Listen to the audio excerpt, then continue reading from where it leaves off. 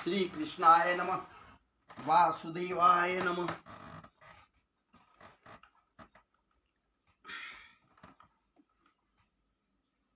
श्री कृष्णाय नमः। वासुदेवाय नमः। जय जय श्री राधारमण, जय जय नवल किशोर, जय गोपी चित चोर प्रभु, जय जय माखन चोर।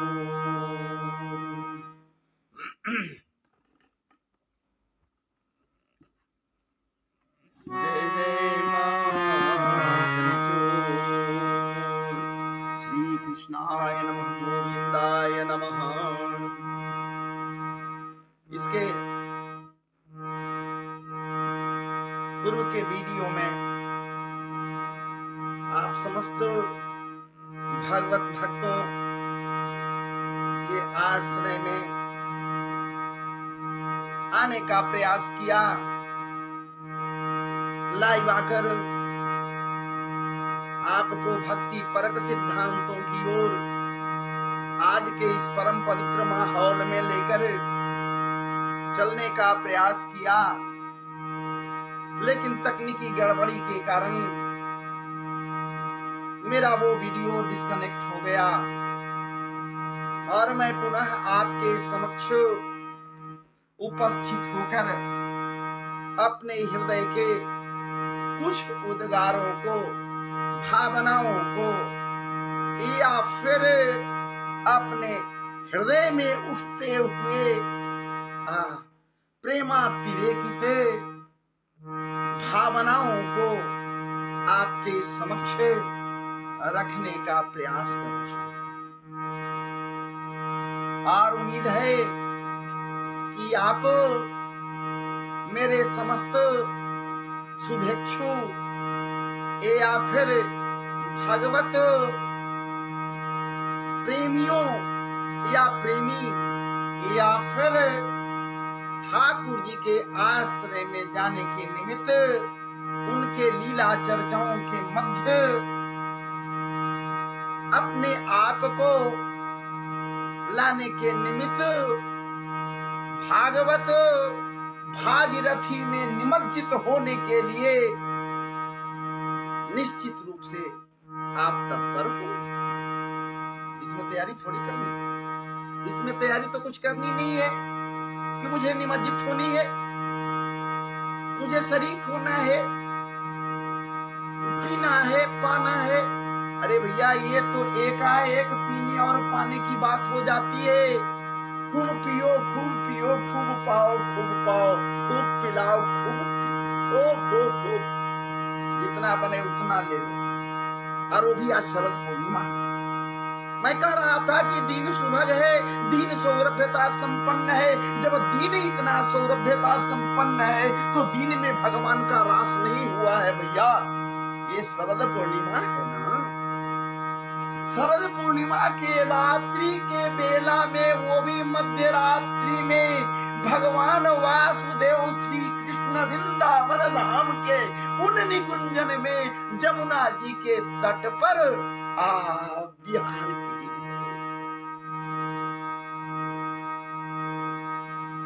जमुना जी के तट पर विहार की ने गोपियों के मध्य एक नहीं, दो नहीं, चार नहीं, असंख्य गोपियों के मध्य हमारे ठकुर ठाकुर संवरिया सरकार रास विहार की ही। अरे भैया, वो ब्रह्म और जीव के मध्य मिलन है। जीवात्मा और वो खड़वगत्व संपन्न, प्रभुता संपन्न, सर्व संपन्न, सर्व सामर्थ्य सर्वेश्वर भगवान के मध्य रास मंडल में प्रविष्टि भगवान के द्वारा हुआ है। और वहां पर जीवात्मा और भगवान का मिलन है, वो परमात्मा का मिलन है। यही वो रास है। रास कोई सामान्य नहीं है। बाकी उंगली उठाने वाले बहुत सारे लोग उंगली उठा भी देते हैं, लेकिन विचार नहीं करते कि अरे भैया हम जो उंगली उठाने जा रहे हैं वो कहां उठा रहे हैं, कहां उठा रहे हैं, किसके लिए उठा रहे हैं। तो बरबस भागवत भागीरथी में मुझे भी निमज्जित होने के लिए आज एकाएक हृदय में आह्लाद, हालांकि मैं अस्वस्थ हूं, अभी मैं अस्वस्थ हूं, फिर भी मेरा मन, मेरा ये अंग प्रत्यंग उन्मादित है, अंग प्रत्यंग महाराज जी प्रफुल्लित है, रोम रोम प्रफुल्लित है, इसलिए कि ठाकुर जी के लीला चर्चा में मुझे प्रवेश करती है, चाहे जो। अरे जब ये दिन का माहौल इतना सुंदर सुभग है, लग रहा है ये शरद पूर्णिमा का दिन का समय है, तो भला रात्रि कितना सौरभ्य संपन्न होगा आज का। और इन्हीं रात्रियों में, आज के इस रात्रि में ही भगवान रास मंडल के मध्य में प्रविष्ट हुए, शरद पूर्णिमा की रात्रि में।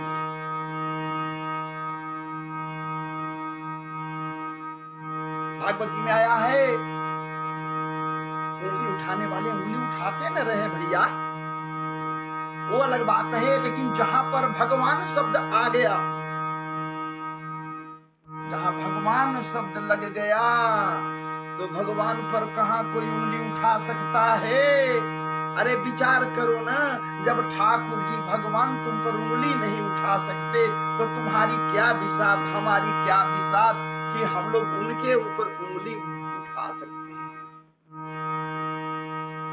ठाकुर जी, भागवत जी में आया, भगवान न पिता रात्रि,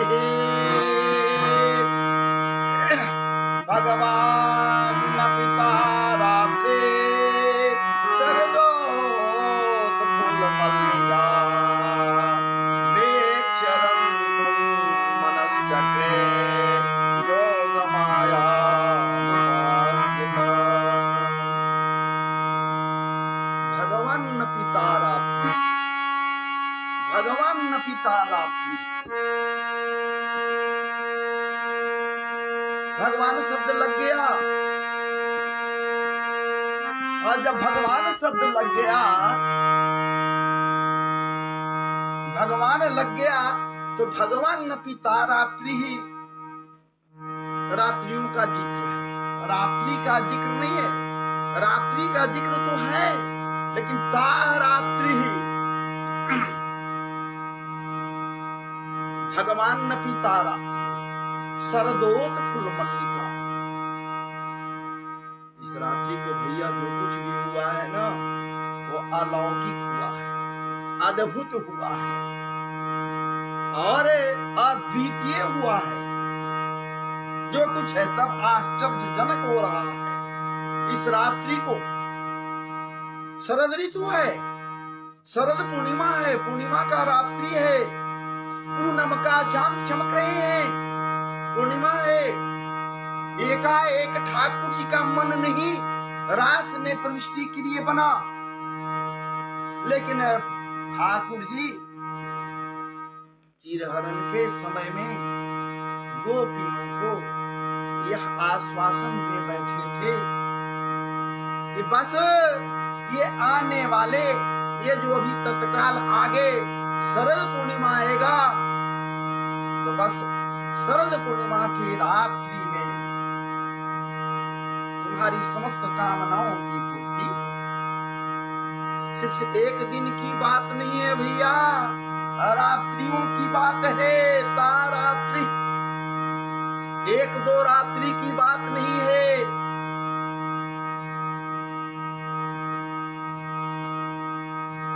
और एक नहीं अनेकानेक रात्रियां,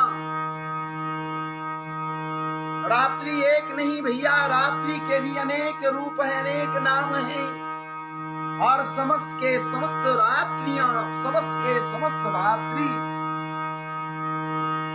पुंजीभूत होकर एक ही रात्रि के रूप में परिणत हो जाते हैं।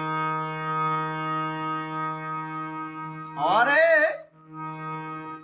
ठाकुर जी को याद दिलाते हैं, वो रात्रि मूर्तिमान होकर, अय ठाकुर जी आप चीरहरण के समय वादा किए थे गोपियों के समस्त कामनाओं की पूर्ति के लिए, तो फिर इसमें विलंब क्यों?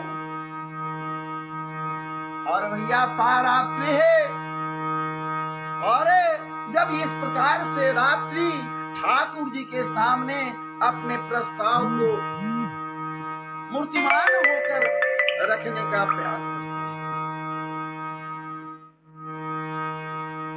तो ठाकुर जी क्या करते हैं?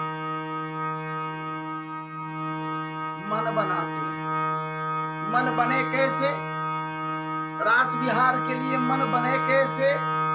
बिना जोग माया का भगवान न पीता रात्रि सर्दोत्फुल्ल मल्लिका वीक्षरन्तु मनश्चक्रे, ऐसे नहीं। सब के सब, सारे के सारे, पूरे के पूरे माहौल उस समय का जो है वो पूंजीभूत हो गया। सब अद्वितीय अद्वितीय भावनाओं को लेकर, अद्वितीय अद्वितीय लीलाओं को लेकर, अद्वितीय अद्वितीय रूप को लेकर वहां उपस्थित हो गए। काल भी अद्वितीय रूप धारण कर लिया है। ऐसी कोई बात नहीं कि वहां जो कुछ है अद्वितीय नहीं।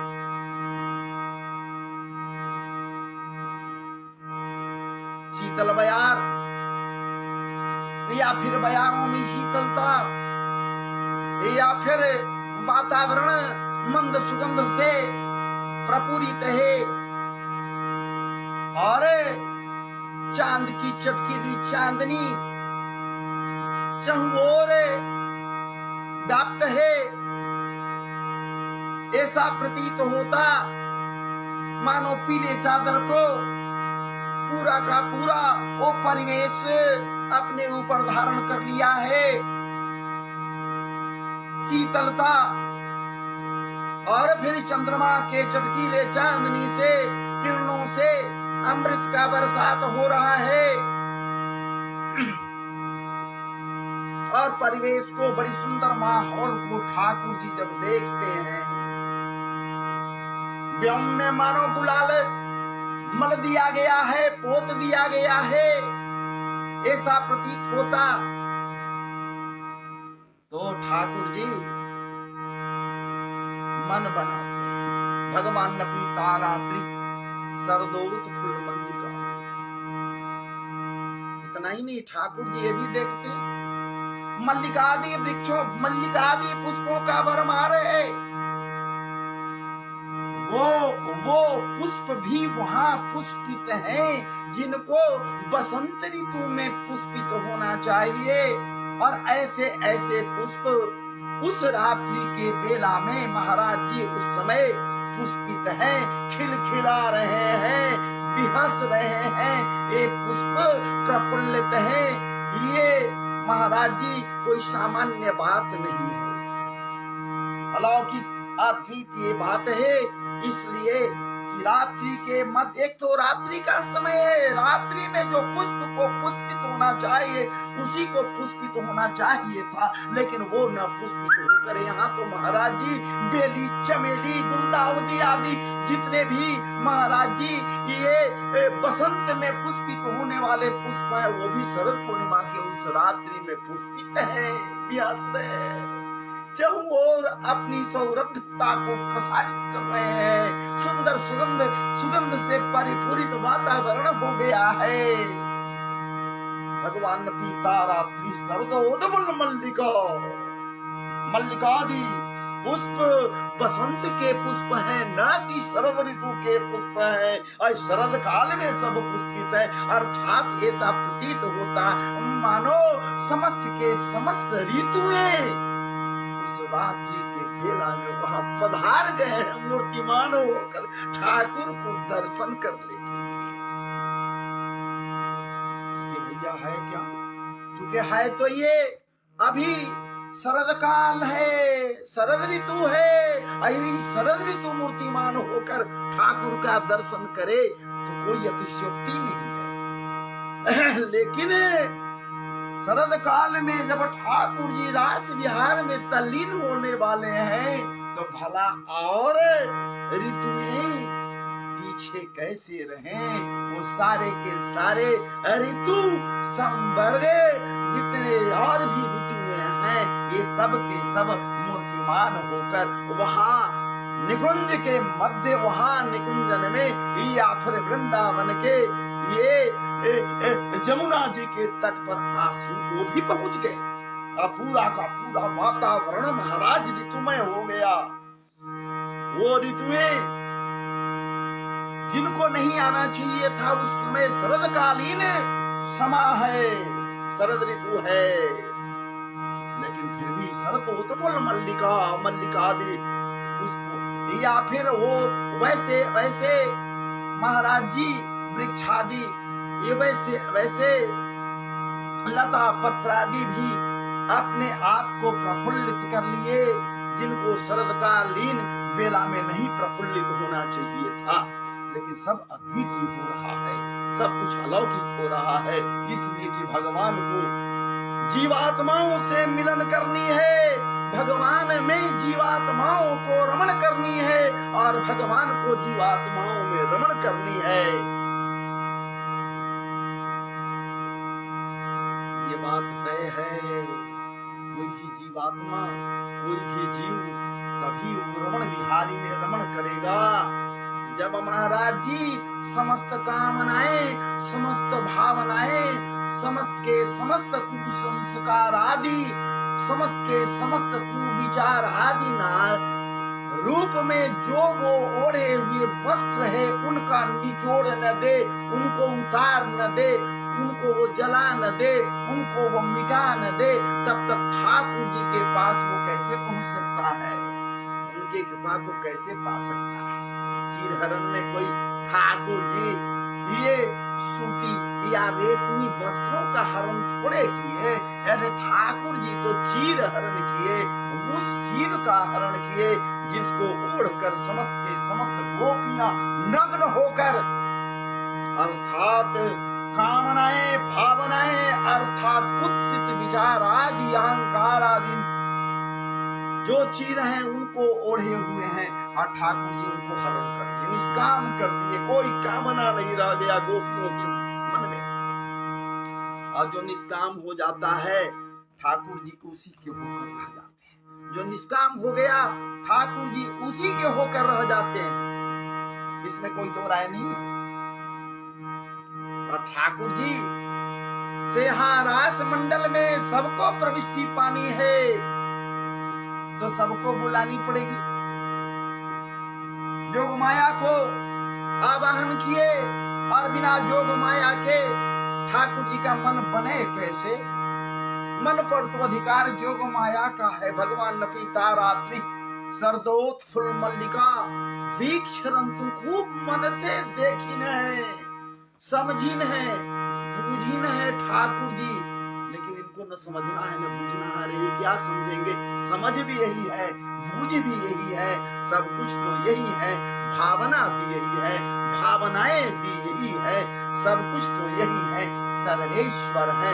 तो इनको क्या समझना बूझना है? लेकिन फिर भी वीक्षरंतु मनश्चक्रे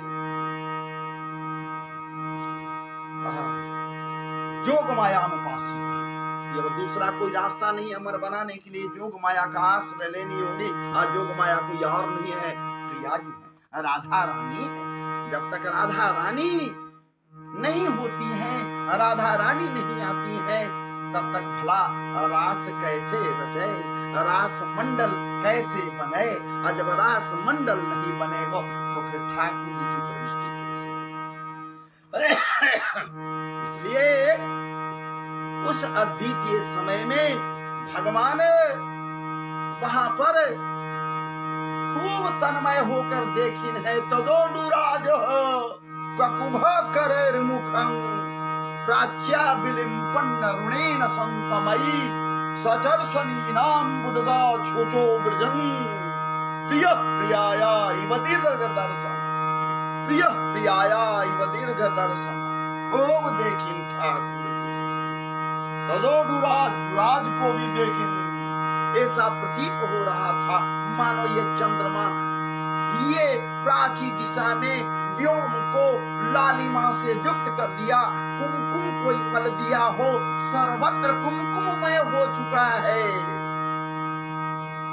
शरद पूर्णिमा की रात्रि मानकर चलिए ना, कुछ देर के लिए आप समस्त भक्त गण मान के चलिए ना, आपको मैं लिए चला हूँ, मैं लेकर आया हूँ शरद पूर्णिमा की ही तो रात में। एक नजर देखने का प्रयास तो कीजिए, मन के नजर से देखिए तो कि ठाकुर जी कैसे रास विहार में तल्लीन होने के लिए वेणु बजा रहे हैं, बंसी पर बंसी को अपने अधरण पर पधराए हैं और बंसी से गीत छेड़िन है। निशम्य गीतं तदनंग वर्धनं, निशम्य गीतं तदनंग वर्धनं, निशम्य गीतं तदनंग वर्धनं, ब्रज स्त्रियः कृष्ण गृहीत मानसा,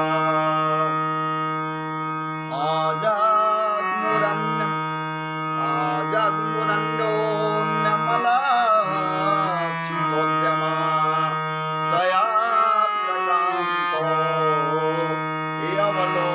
यवलोलकुण्डला, निशम्य गीतं तदनंग वर्धनं। और जब ठाकुर जी मन बनाए तब क्या किए भैया? जब मन बनता है तो रमण के लिए मन बनाए, ये रास बिहारी है न, तरास रमण करने के लिए मन बनाए, ये आवाहन किए जोग माया को, प्रियाजू को। और प्रियाजू कैसे माने? भला प्रियाजू भी तो पधार गई, जोग माया भी तो आ गए। जब जोग माया आ गए तो अपने अधरण पर वेणु को पधराए। क्या बात है! जब अधरण पर वेणु को पधराए तो ऐसा प्रतीत हो रहा था उस रात्रि के माहौल में भी मानो इंद्रधनुष वहां पर बन गए हमारे समरिया सरकार। इसलिए इसी बात पर बिहारी जी लिखी है, कहीं नहीं अधर धरत अधर धरत हरि के परता, अधर धरत हरि के परता, ओठ दीठ पट जो,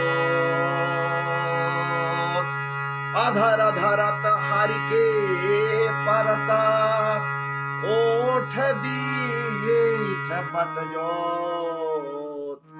हरित बांस की बांसुरी, इंद्रधनुष दूती हो। ऐसा प्रतीत हो रहा है मानो इंद्रधनुष धारण कर लिए हैं हमारे बेणी माधव वेणु बिहारी समरिया सरकार। समरिया सरकार इंद्रधनुष धारण कर लिए हैं, ऐसा प्रतीत हो रहा है।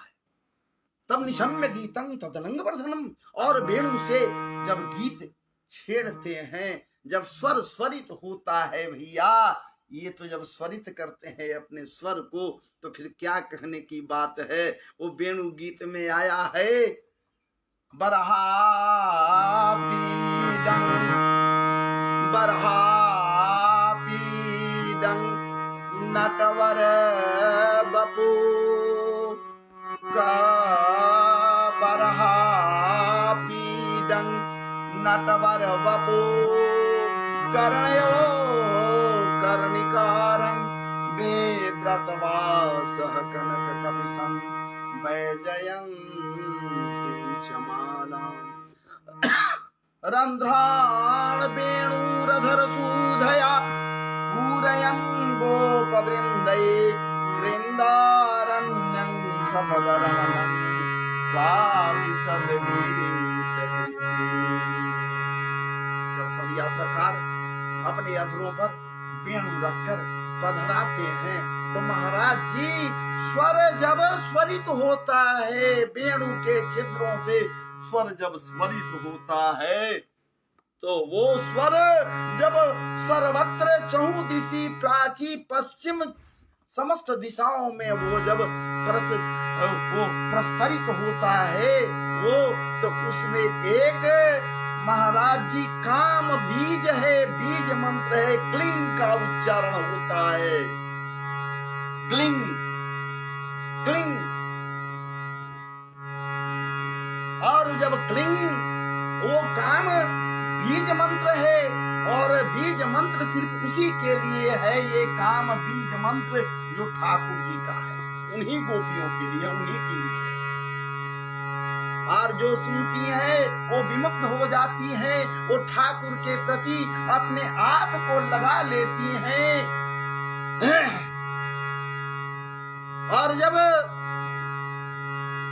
वो ठाकुर के प्रति अपने को समर्पित कर देती हैं, लगा लेती हैं, तो बंधु बांधव समस्त सबको त्याग देती हैं।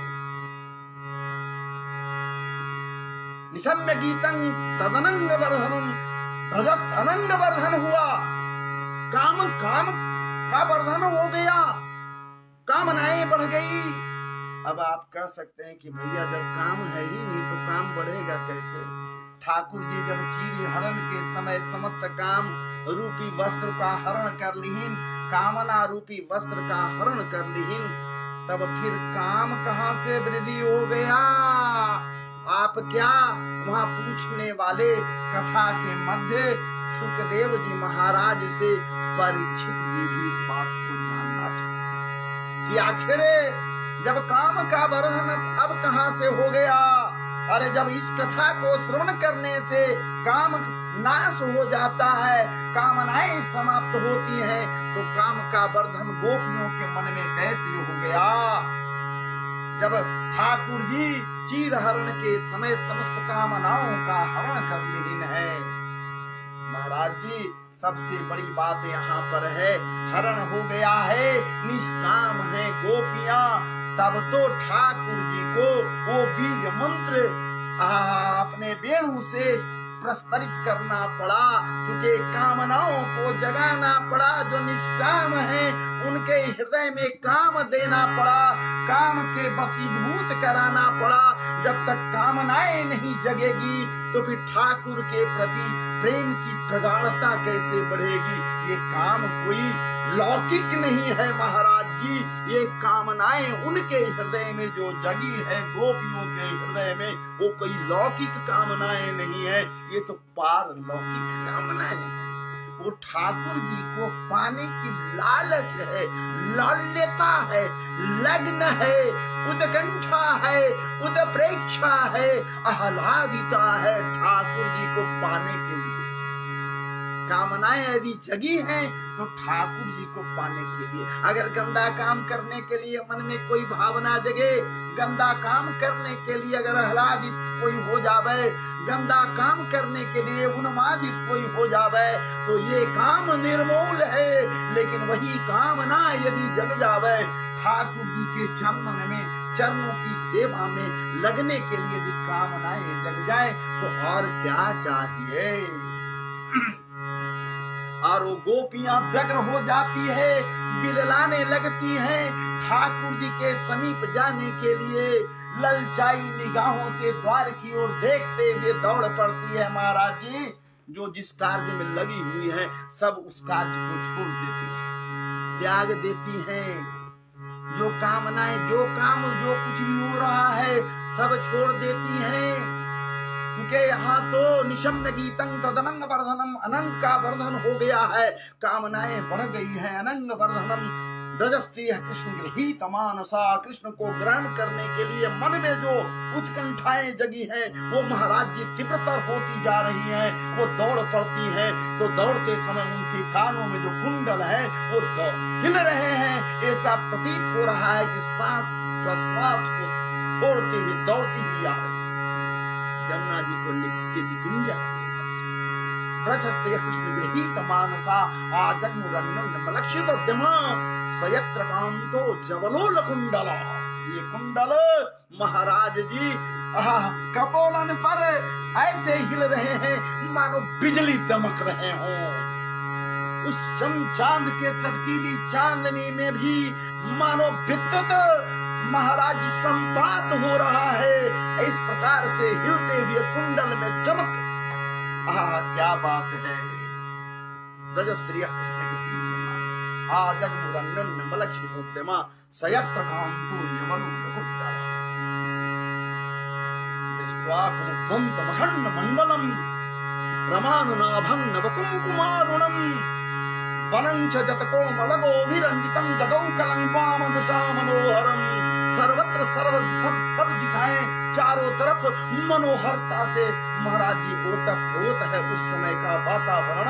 और उस समय जब ये गोपियां जिस कार्य में लगी हुई हैं उस कार्य को छोड़कर दौड़ पड़ती हैं। कोई काम में मन नहीं लगता, बस जाना एक ही लक्ष्य है ठाकुर के पास। तो दुहंत्यो भी जजू को आसित दोहं हित्वा समुत्सुका पयोधि श्रुत्य संजाव मनु त्वास्य परां जुजु।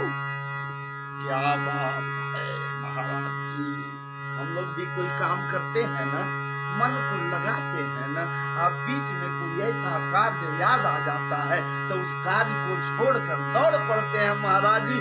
कोई आत्मीय यदि दरवाजे पर आता है महाराज जी तो हम लोग घर के अंदर कोई कार्य करते होते हैं फिर भी दौड़ पड़ते हैं, उससे मिलने के लिए आतुर हो जाते हैं, उतावले हो जाते हैं। यही स्थिति गोपियों का है महाराज जी। दुहंत्यो भी जजू का सिद्धोहित्वा समुत्सुका। सोच लीजिए ना, गाय दूह रही है, गाय दूह रही है, गोपी एक गाय दूह रही है बाल्टी में। एकाएक बंसी पहुंची और बंसी कहती है, ए गोपी क्या कर रही है? गाय दूह रही है, तुमने नहीं सुनी निशम्य गीतं तदनंग वर्धनं। तेरे अंदर कामनाओं की वृद्धि नहीं हुई, काम नहीं जगे, ठाकुर समरिया सरकार के वेणु को नहीं सुनी, हमारी आवाज को नहीं सुनी। अब तो मैं कहने आ गया, चलो ना, देर किस बात के लिए। दूहना छोड़ देती है, दोहन समुत्सुका छोड़ देती है दूहना, और दूहना छोड़कर वहां से महाराज जी बाल्टी वहीं छोड़कर दौड़ पड़ती है। और पुनः जब उसे आगे जाने के बाद याद आता है कि अब हमें दूध छोड़कर आई तो दूध को ऐसे नहीं रखना चाहिए, वापस लौटती है और समस्त दूध को ढरका देती है, गिरा देती है। तब आगे बढ़ती बंसी पूछती है कि अरे निगोड़ी, अरे दुर्भाग्य से संपन्न दुर्भावना संयुक्त गोपी, ये बता तो जरा, अरे दूध तुम दुहली बाल्टी में, आधा दुहा गया, आधा छोड़ दी, ठीक है कोई बात नहीं है, दूध रख देती, उस दूध को तुम्हारे बच्चे पीते, घर में काम आता, लेकिन तुमने वापस लौट कर इस दूध को गिरा क्यों दी, ढरका क्यों दी? महाराज जी गोपी कहती है, अरे भाग्यवान, अरे बंसी, तुम क्या जानो, तुम तो सदैव ठाकुर जी के अधरन पर रहते हो विराजित, ठाकुर जी के उस अधर रस का पान करते रहते हो, ठाकुर जी के प्रेम रस को तुम क्या जानो। ठाकुर जी के प्रेम रस को यदि जानना है तो उनके एक एक एक एक एक एक इशारों को जानना होगा, एक एक बातों को जानना होगा। जब तू जान जाओगे तब समझ पाओगे कि मैं दूध क्यों गिरा दी। दूध मैं इसलिए गिरा दी कि एक क्षण के लिए भी यदि मुझे ठाकुर जी के पास जाने के बाद दूध की याद आ जावे वो, तो मैं ठाकुर जी के प्रेम से, उनके याद से वंचित रह जाऊंगा, मैं अनुपस्थित हो जाऊंगा ठाकुर जी के पास से, तो मैं भला क्यों कर दूध को रखने दूं, इसलिए मैं दूध को गिरा दिया। पयोधिश्रित्य संजावा मनु दास्य परांजजु। इसलिए ऐसी ऐसी कुछ बातें हुई, ऐसी ऐसी चर्चाएं हुई, ऐसे ऐसे कुछ होने लगे कि लोग के लोग समस्त गोपियां अपने कार्यों को जो घर लीप रही हैं वो भी छोड़कर दौड़ पड़ी, जो भोजन परोस रही हैं वो भी दौड़ पड़ी। एक गोपी भोजन परोस रही है अपने ससुर जी को देने के लिए कि भोजन परोस कर जिमा दूं, तब तक गैया भूकरती है। ससुर कहते हैं कि अरे भाग्यवान कहाँ है, देख तो भला गैया भुकर रही है, उसे भी कुछ खाने के लिए दे। तब तक बंसी बजती है, बस थाल उठाती और थाल उठाकर गैया को दे देती है, और भूसा चोकर का वो पात्र दौरी है जिसमें दिया जाता है जानवरों को, वो उठाकर अपने ससुर के सामने रख देती और रख दौड़ पड़ती है। महाराज जी अब क्या चाहिए, मन कहाँ है, मन तो बस संवरिया सरकार के पास रमण करने के लिए गोपियों का है, दिव्य है, दिव्य स्वरूप है, दिव्य लीला है, दिव्य धाम वृंदावन धाम है, दिव्य माहौल है, दिव्य विचार है, दिव्य रहन सहन है। महाराज जी अदिव्यता कहाँ से आ जावेगो, उसके मन में गलत विचार कहाँ से आवेगो। आज शरद पूर्णिमा की रात्रि में, आज शरद पूर्णिमा है, आज शरद पूर्णिमा, आज ही के रात्रि में महाराज जी, आज के ही रात में ठाकुर जी रास के मध्य अपने आप को संलिप्त किए, रमण बिहारी बन गए और रमण किए। महाराज जी इस प्रकार से अब मैं चूंकि अस्वस्थ हूँ, इसलिए जितना देर तक बना आपके समक्ष आकर फेसबुक लाइव से कुछ कहने का प्रयास किया। अब मैं इस वीडियो को YouTube पर निश्चित रूप से डाल दूंगा ताकि आगे भी आप सब के सब मेरे इस वीडियो का रसास्वादन कर सकें। अरे वीडियो का कहाँ कोई रसास्वादन करता है, रसास्वादन तो किया जाता है ठाकुर जी के लीला चर्चाओं।